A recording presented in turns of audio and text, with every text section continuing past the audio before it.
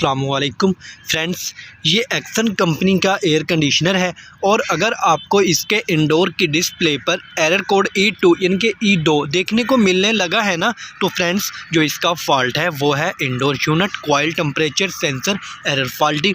इसका मतलब ये हुआ कि हमारे एयर कंडीशनर के अंदर जो इंडोर यूनिट है ना फ्रेंड्स, इस इंडोर यूनिट के अंदर ही ये जो कॉइल टेम्परेचर सेंसर है फ्रेंड्स ये मौजूद होता है। इसकी पिक मैंने डिस्प्ले पर लगा दी है ताकि आपको इसे पहचानने में आसानी हो जाए। फ्रेंड्स अगर ये सेंसर शॉर्ट हो जाए, इसकी वायर कट हो जाए या इसका इंडोर के पीसीबी किट में लगा हुआ जो जैक है वो वहाँ से उतर जाए, टूट जाए, लूज़ हो, या फ्रेंड्स इसके इंडोर की पीसीबी किट में कोई प्रॉब्लम आ जाए तो आपको इसकी डिस्प्ले पर E2 का एरर देखने को मिलेगा। अब फ्रेंड्स आपने इसके तमाम पार्ट्स को चेक करना है जो मैंने आपको बताए हैं। जो भी आपको इसमें फॉल्ट मिले आपने उसे रिपेयर करना है। तो इस तरह आप इसके इंडोर की डिस्प्ले से एरर कोड E2 को रिमूव कर पाएंगे। वीडियो अच्छी लगे तो लाइक कर